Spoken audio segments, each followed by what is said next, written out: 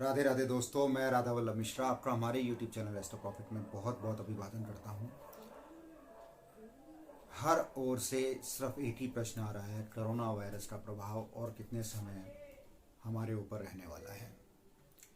जानते हैं ज्योतिष के पूर्व के कुछ ऐसे प्लानिटरी पोजीशन जिससे हमें भविष्य में होने वाली स्थिति का भी शायद पता चल पाए। मैं यहाँ पर वैसे तो आप जानते हैं जैसे हर थोड़े थोड़े इंटरवल के बाद कोई ना कोई महामारी किसी न किसी देश में आती रहती है, और ये जो वैश्विक महामारी है जिसे हम पेंडेमिक बोलते हैं, ये भी समय समय पर आती रहती है। हम जानते हैं पूर्व में जिस तरह की स्थिति बनी प्लानिटरी, और वो आने वाले समय में जो स्थिति है उससे हम कोशिश करते हैं उसे समझने की। जो ज्योतिष के विद्यार्थी है उन्हें इससे बहुत ही लाभ मिलेगा, आप बड़े ध्यान से इसे समझिए। यहाँ पर मैं आपको और बात बता दूं, जैसे और भी बहुत सारी पेंडेमिक्स और एपिडेमिक्स हुए ही हैं, चाहे वो चेचक हो, खसरा हो, डेंगू हो, चिकनगुनिया हो, जीका वायरस हो, आदि आदि आते ही रहते हैं। पर यहाँ पर मैं सिर्फ और सिर्फ इन्फ्लुएंजा से रिलेटेड ही जो फ्लू है उसी से रिलेटेड मैं आपको यहाँ पे डाटा आपके साथ शेयर करने वाला हूँ। तो हम समझते हैं इस विषय के बारे में। आइए आप और हम थोड़ा गंभीरता से इसे समझें। 1918 में H1N1 वायरस, जिसे हम स्पेनिश फ्लू के नाम से भी जानते हैं, जो उस समय हुआ, ऐसा बोला जाता है पूरी दुनिया की 1/3 आबादी जो है वो इस वायरस से संक्रमित थी, और सिर्फ 25 हफ्तों में इस वायरस से अंदाजन, ऐसा माना जाता है, अंदाजन कम से कम 25 मिलियन पीपल की जान गई। 2.5 करोड़ मृत्यु जो है सिर्फ 25 हफ्तों में ही हुई। और ये 3 साल जो पीरियड चला, इस पूरे 3 साल में ऐसा बोला जाता है कि 500 मिलियन पीपल जो है इसकी चपेट में थे, और अंदाजन 5 करोड़ मृत्यु इस वायरस की वजह से 1918 से 1920 के बीच में हुई। अब ज्योतिष की जो प्लानिटरी पोजीशन है, थोड़ा सा आप उसे समझ लें तो मुझे कोविड-19 तक आते आते थोड़ा आसानी हो जाएगी और आप भी उसे सही से समझ पाएंगे। सबसे पहले मैं यहाँ एक जन्मपत्री लेना चाहता हूँ।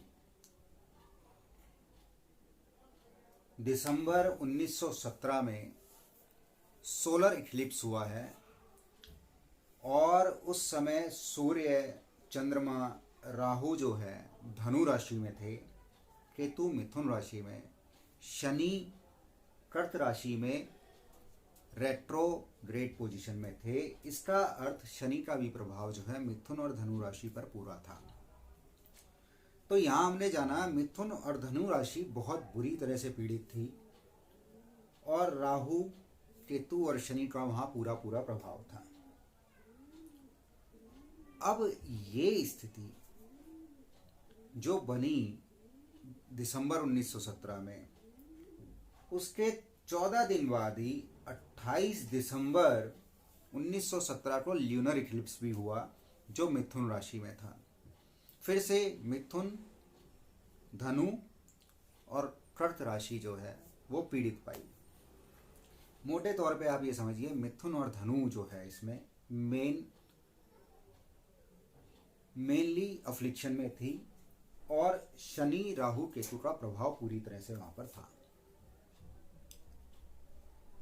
इस घटना में एक और चीज हुई कि जो 5 साल से छोटे बच्चे थे, 20 से 40 वर्ष की आयु वाले जो थे, और 65 से ऊपर आयु वाले जो थे, सबसे ज्यादा जनहानि सिर्फ वहां पर ही हुई।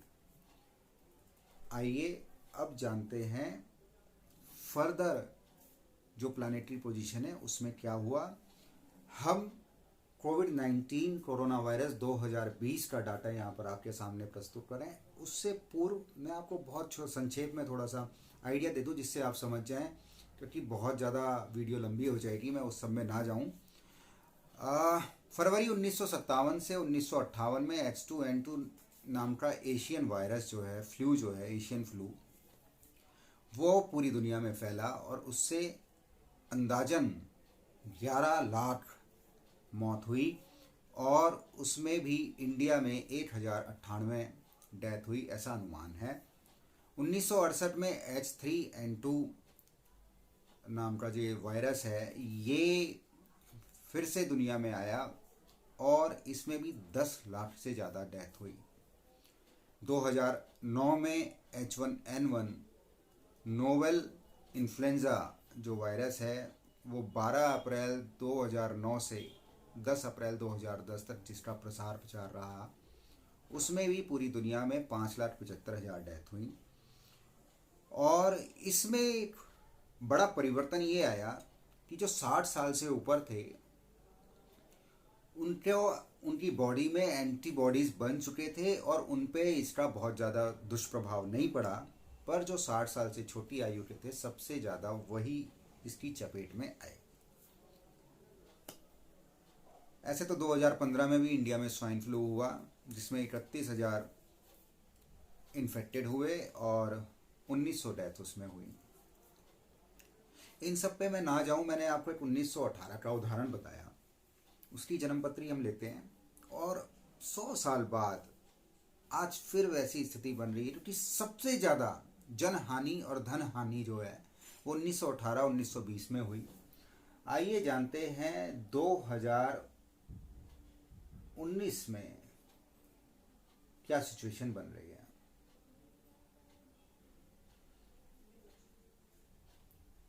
तो यहाँ पर हम डाटा ले रहे हैं 26 दिसंबर 2019 का।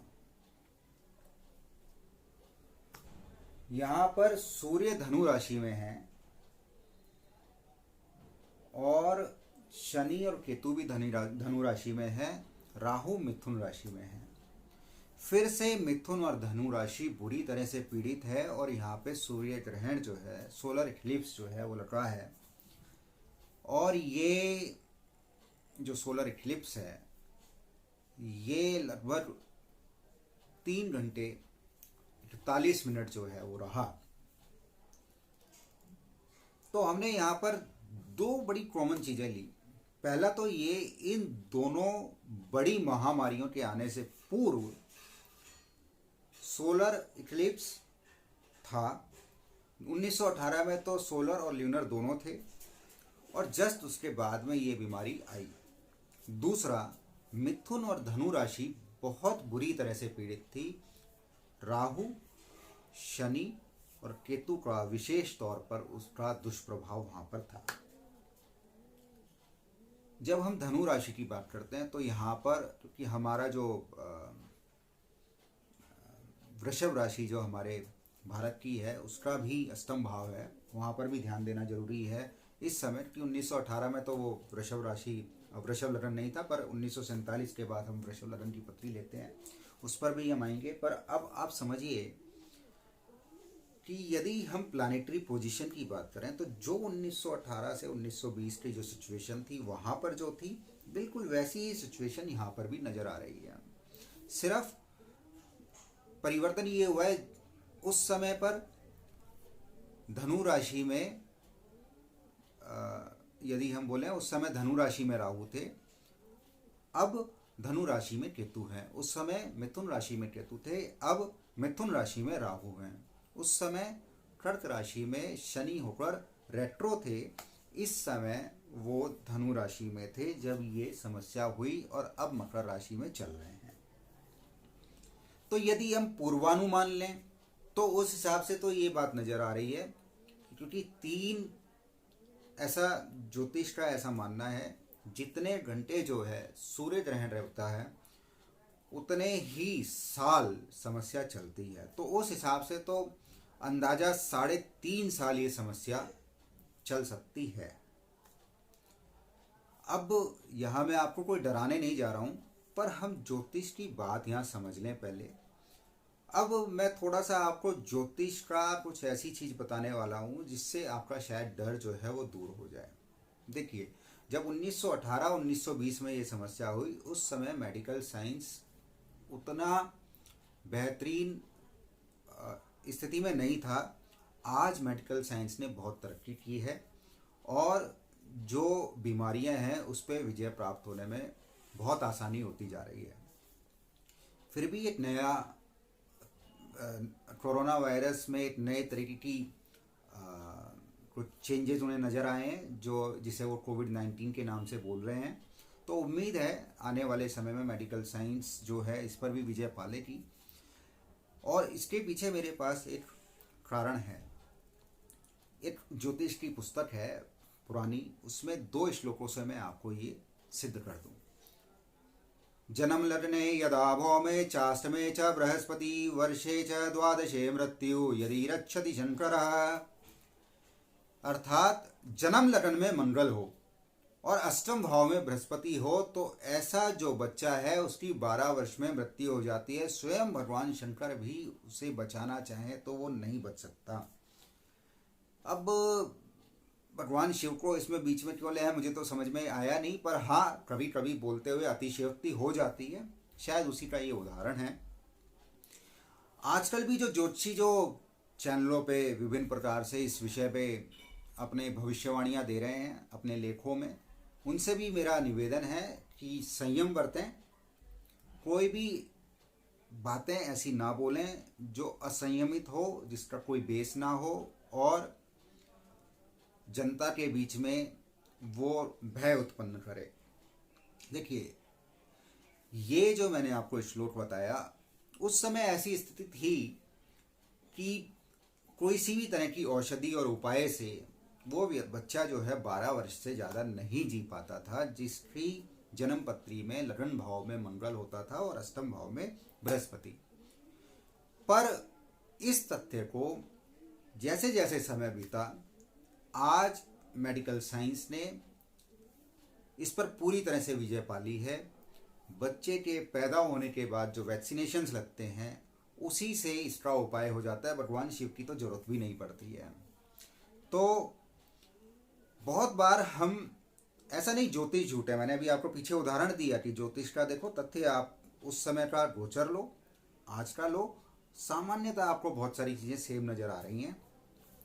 पर ज्योतिष का नाम लेके हम बहुत बार अपने आप को बड़ा बताने के लिए ऐसे ऐसे शब्दों का प्रयोग कर लेते हैं जो बाद में मिथ्या साबित होते हैं। उससे हमें बचना चाहिए। एक और श्लोक, चतुर्थे च यदा राहु षष्ठे चंद्रष्टमे विवाह स स्व भवेन् मृत्यु शंकरो यदि रक्षति। यदि चतुर्थ भाव में राहु हो और चंद्रमा 6ठे स्थान या 8वें स्थान में हो तो ऐसा बच्चा जन्म के तुरंत बाद मृत्यु को प्राप्त होता है। भगवान शिव भी चाहें तो उसे नहीं बचा सकते। यहाँ पर फिर अतिशयोक्ति हुई। और मैं आपको बता दूं, जन्म से पहले ही माता को आज की डेट में ऐसे वैक्सीनेशंस लग जाते हैं जिससे ऐसी नौबत नहीं आ पाती। तो मृत्यु दर में कमी आई है पहले से। तो जो ह्रास 1918 से 1920 में हुआ, जितनी जनहानि उस समय हुई, अंदाजा 5 करोड़, ऐसी संभावना तो अभी नहीं है। बहुत जल्दी, क्योंकि अभी बृहस्पति मकर राशि में आए हैं, तो उम्मीद है ये 29 जून से पहले पहले संभवतः कोई ना कोई मेडिकली हमें सफलता प्राप्त होने जा रही है। और उम्मीद है हम बहुत जल्दी इस पे काबू पा लेंगे। हाँ, ये हो सकता है कि ये वायरस का प्रभाव जो है थोड़ा लंबा चले और शायद ज्योतिष के दृष्टिकोण से यदि हम सोचे तो पॉसिबल है 2-3 साल भी ये लंबा चल जाए। पर फिर भी इसका प्रभाव जो है उस पर काबू पाने की वजह से, उसके वैक्सीनेशन आने की वजह से अवश्य ही बहुत जल्दी हमें प्राप्त होगा। आप सब किसी भी तरह की भय की स्थिति में ना रहें। यथासंभव जो भी दिशा निर्देश केंद्र सरकार या राज्य सरकारों से प्राप्त हो रहे हैं उसका अनुपालन करें और कोशिश करें अपने घर में ही रहें, ज़्यादा किसी से संपर्क ना करें। फ़ोन पर इंटरनेट पर आप बातचीत करें, उसी से मेल जोल बनाएं, पर्सनली किसी को भी विज़िट ना करें। और बहुत जल्दी मुझे उम्मीद है कि जिस तरीके से ज्योतिष के ये 2 प्रिंसिपल समय के साथ में परिवर्तित हो गए, क्योंकि मेडिकल साइंस की ने इतना तरक्की की कि उपाय ढूंढ लिया, तो उम्मीद है कि इस बार भी उपाय जल्दी ही ढूंढ लिया जाएगा। उन सबके लिए बहुत बहुत धन्यवाद। बहुत जल्दी नई वीडियो में मैं आपसे फिर से मिलूंगा, तब तक के लिए राधे राधे।